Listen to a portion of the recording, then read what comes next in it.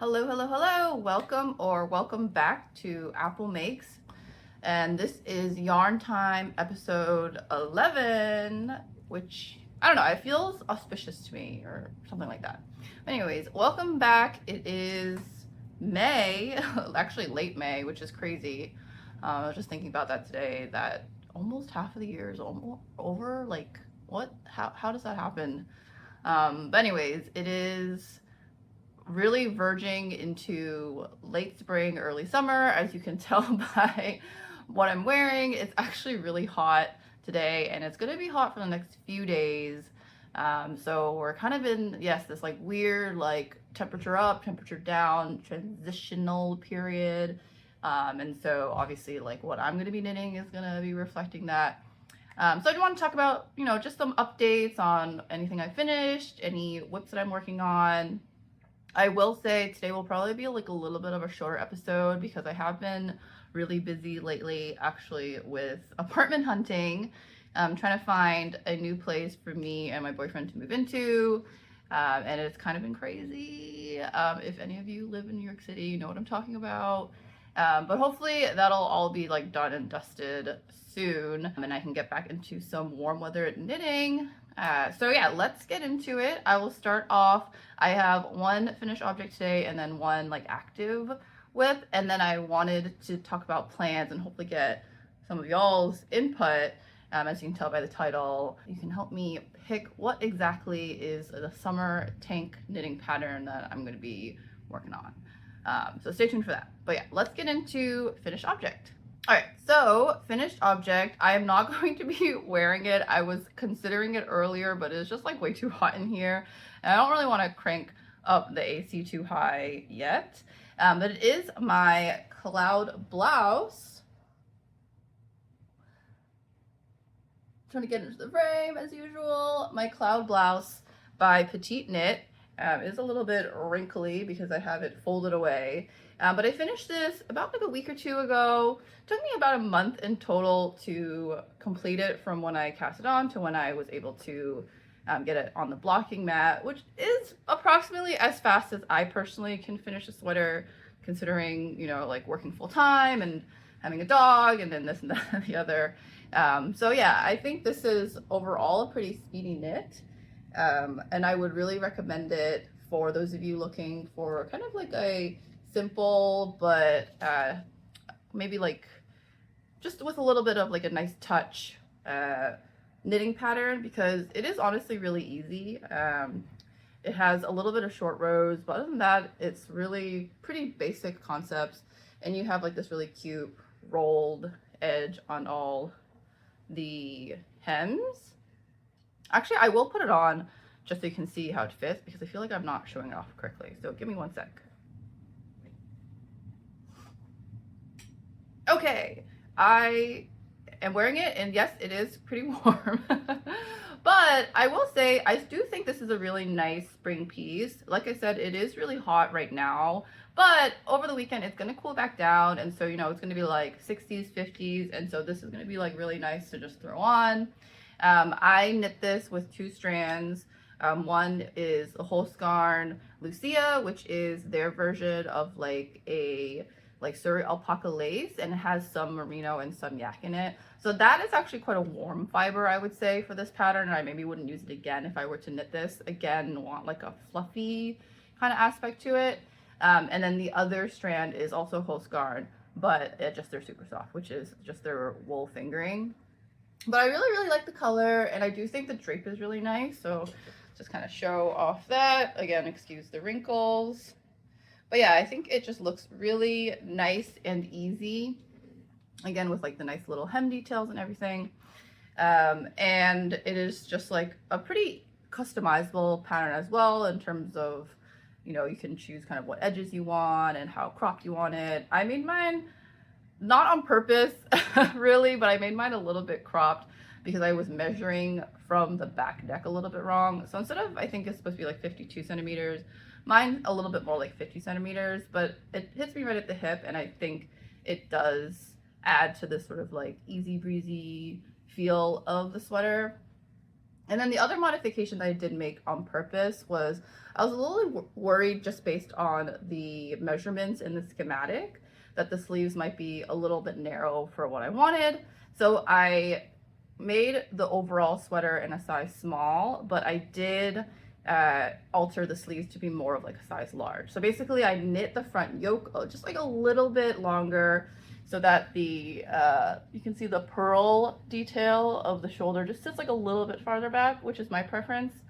And then on the underarm, I cast on, I think it was like just 2 stitches when connecting for the body. And so that made it so that I could pick up for the number of sleeves that would be required for a size large. And then I did the decreases that were for a size small, if that makes sense, so that it still had the same taper as it would for a size small.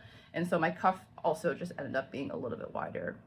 But again, that's just my personal preference. I think it just adds to like kind of the more easy breezy nature of the sweater. But I think if I were to knit this again in a different fiber, I would maybe stick to the original sleeve width and have it just be like a little bit lighter feeling, because right now obviously I'm going for more of like a baggy, boxy sort of look. So that is my cloud blouse. I am overall really happy with it, and I actually kind of want to make another one maybe in like a summer fiber. I was kind of considering doing it maybe in like a cotton linen blend and having it be like fully more of like a warm weather knit, but I don't know if I'm going to get around to it for this season. I may like start it and just sort of like hibernate it and focus more on some of the other things I want to talk about later. But I do really like it, and again, I think this is something I could see myself making multiple different versions of, and you know, even maybe changing the gauge up a little bit to make it like a little bit looser, or you know, maybe a little bit tighter depending on what I'm looking for. So yeah, that is my FO, which is the cloud blouse. I'm gonna take it off now so that I don't keep sweating through it. So I'll be right back. All right, next up is my one active whip that I'm doing right now, which I was also sort of working on in tandem with the cloud blouse as sort of like my secondary project. So right now this is my only really project that is active, and it is the everyday loop blouse by Other Loops. So this is as far as I've gotten. Again, it's really wrinkly for being in my project bag. But I have, you can see, separated for the body already, and I'm a good amount of the way down. I would say maybe like halfway or so, depending on how cropped I want this one as well. But this is kind of like a similar weight as the cloud blouse, I would say. It's like pretty much the same gauge, I think. I think it's like 20 stitches per 4 inches. And I'm using a similar combination of yarn. So I have 1 strand of holst garn Coast, and then 1 strand of a fingering like alpaca wool blend from Big Little Yarn Co. And so it basically ends up being like a similar weight of yarn, maybe a little bit denser because one of them is not like a lace, like fluffy. But it is supposed to also be kind of like transition piece. I am having my doubts about whether I can also wear this during the season, again, because it is rapidly warming up here, and I don't think I'm going to be able to finish this in the next like week, for example. It's going to take me at least a few more weeks at the rate that I'm going. But I do want to try to get it finished and squared away, and then it will be like ready to go for when fall rolls back around, and that'll be really nice. And this is also such a beautiful fall color too. So this is my update on that. Nothing exciting. I think last time I showed it, I was like kind of just in the middle of the raglan yoke. But I do also really recommend this pattern as well. It's like a fun little raglan with these cool like ribbed raglan. I don't know what to call this part. Yeah, the raglan part is like a ribbing, and then they come together under the arm to form a raglan detail, or sorry, a rib detail on the side of the body. And then the pattern also calls for you to increase on the back while decrease on the front.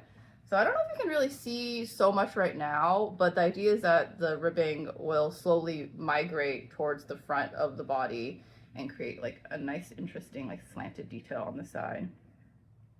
So I'm excited to finish this. I do really like Other Loops patterns for these kind of like nice little touches that I think make the pattern a little bit more special while still having like a classic or like basic construction.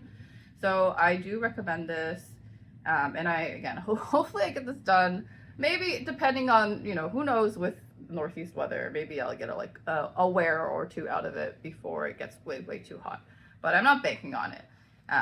So I'm gonna kind of turn my eyes towards the present or the near future and talk about what I want to knit, which I am soliciting your input on. So basically the idea is I have a couple of summer tank patterns that I am considering, you know, which one do I want to knit? Maybe I'll knit more than one, but I want to like kind of pick one first. And then I have some yarn candidates to go along with them. So I will put everything on the screen as I'm talking through it so you guys can kind of see, you know, what are the pros and cons of each and give your input to help me out. All right, so let's get into the patterns first. And I've picked ones that I think are probably really popular, so you guys have probably heard of them. But the first one is one I've actually mentioned in my previous video that is still on my short list, which is the Ivy Top, also by Petite Knit. So I think for each of these patterns, I'm kind of list out like what I think are the pros and cons for what I'm looking for. And basically, I want to knit one for myself and I want to knit one for my boyfriend. So it needs to be sort of a gender neutral top in that it can accommodate like different body types and look good, you know, depending on like a bunch of different styles. So I think that will be kind of like my main criteria here. And then you'll kind of see as I go through these patterns, they're a similar style. So if you're familiar with any of these, help me out. But yeah, let's start with the Ivy Top. So with this one, I think the kind of like the pros for me are I really like this sort of like shaping that it has. It has, you know, like this interesting shaping on the neck, and it's a little bit more of a high neck, and it's a little bit more of a fitted top, which it in itself is sort of a pro and con, which I think it looks really chic. I think it has like a really like perfect amount of like slight negative ease to kind of like hug the body, and it just like looks like it could really work with a variety of outfits. And you know, you can always size up if you want to have positive ease or like kind of like no ease at all. So I'm really heavily considering this one. I do really like the look of the Ivy series, and I'm considering also maybe making like the Ivy blouse, for example. My main concern with the Ivy top is, like I mentioned, I want to make one for my boyfriend, and he is a lot more muscular than I am. And so I think the Ivy top, it just looks like the armhole is quite fitted, like it's like kind of up in your armpit a little bit. And so that would just require some modification to make sure that it would work for someone with larger arms. Because my boyfriend's not necessarily like so much bigger than I am, but you know, obviously he's shaped differently because, you know, he's quite active and he has different fat distribution and everything. So for me, the Ivy top is not necessarily the most versatile piece for all different body types. But if you're someone who feels like you have experience with this Ivy top and you know that it can actually work even on someone who's not as teeny tiny as Petite Knit herself, please let me know. That would be really helpful information. So that is the first candidate. Moving on to the next candidate. This one I actually didn't realize was so popular, but then when I was looking through different tank top patterns, I found the Sabai top by Suzanne Mueller. And this one I've actually now seen in a lot of videos because, you know, people are putting out stuff for the summer.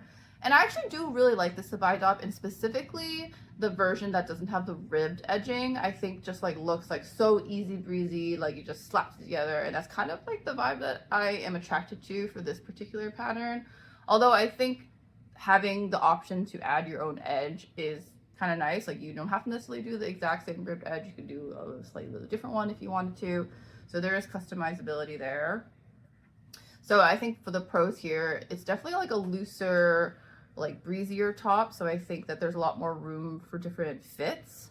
I will say I have seen a lot of people mentioning that there's no short rows for this pattern, and so that to me might be a slight concern in terms of fit. And so I would want to find, maybe, I'm sure there are people who have made this before and have sort of like guidelines on their Ravelry on how to add in short rows to kind of raise up that back neck a little bit more. But the fact that that's not already included in the pattern, I guess, is maybe like that'd be a little frustrating to me personally. I know that makes it a little bit more beginner friendly. So if that's something that you're looking for, I know a lot of people really like the Sabai top for that beginner friendly aspect. But honestly, short rows are not that hard once you do pick them up, and they're really useful. So I think it would be nice to at least have that option. if she would consider maybe putting in like an addendum of like, here's how to alter this top to fit better with short rows. I think that would be really cool.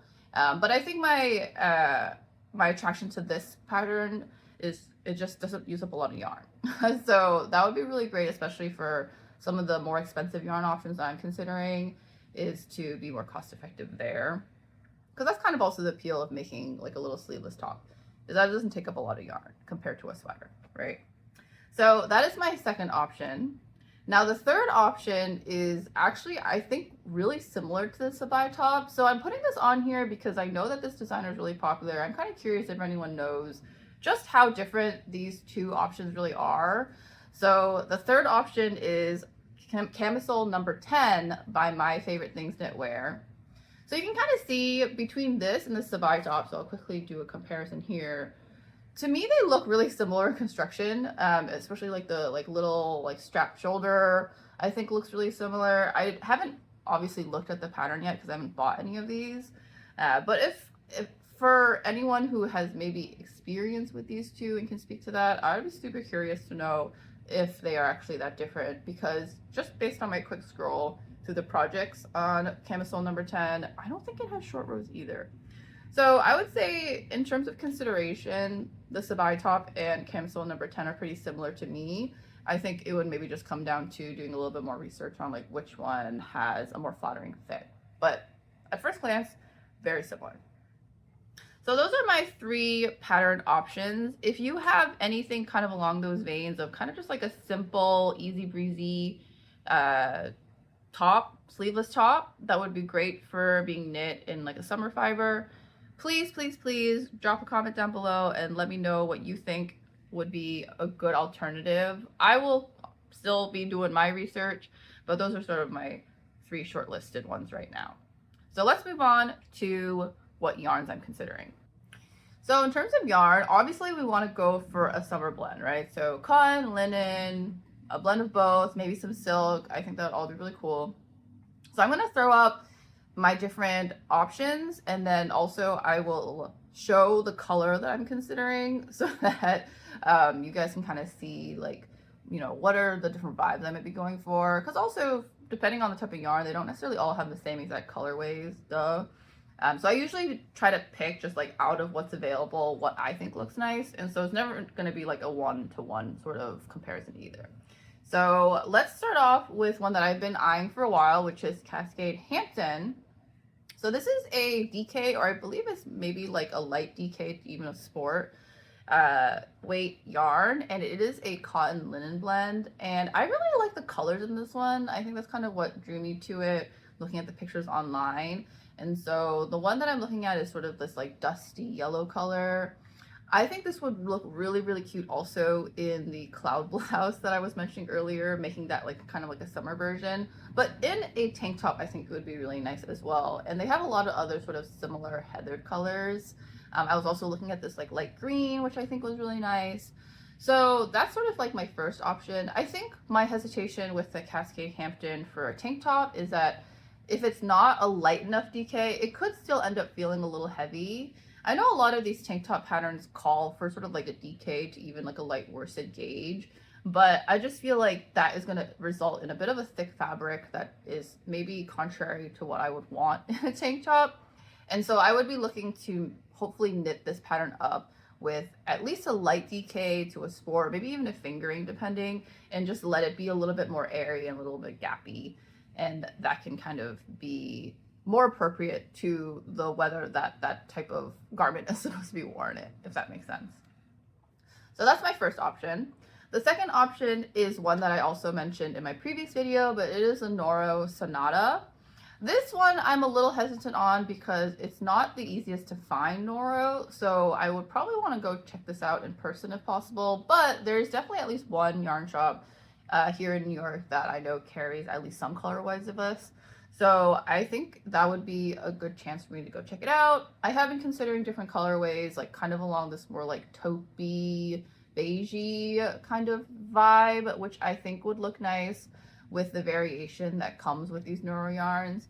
And the Noro Sonata is a fingering weight, so it would definitely be like a nice airy fiber, and I believe it is like Noro likes to do like their mixes of like a bunch of different things. So I don't know off the top of my head, but there's definitely some silk in there, and I think maybe some viscose. But it is meant to be a warm weather yarn, and I do see people making, like, for example, this sabai top in this yarn. So I know it does work for these tank tops. I think, yeah, my main hesitation would be, whether it is actually going to be a breathable yarn for something like this. And so again, if any of you have experience knitting with Sonata and can speak to whether you actually recommend it for someone who might get sweaty in the summer. I'm a pretty sweaty person. I don't know about you guys, but I'm not trying to be, all stuffed up under this kind of like, not really appropriate for summer blend, even if it looks cute. So definitely function is very important here. So that's my second consideration. My third consideration is maybe something like the Berroco Pima 100, which is a 100% cotton yarn. And this would definitely be kind of like a no-brainer. Obviously cotton is great for the summer. I haven't found a lot of 100% linen yarns because they tend to look kind of shiny. So I haven't been going down that rabbit hole, but there is a lot of 100% cotton, and the Berroco Pima 100 looks like a really nice option. This one is actually a worsted weight yarn, but looking at it in the yardage, I think it could fall into light worsted or even DK. So it would make it still appropriate for something like this. But yeah, that would also be my hesitation there. I don't want it to be too thick.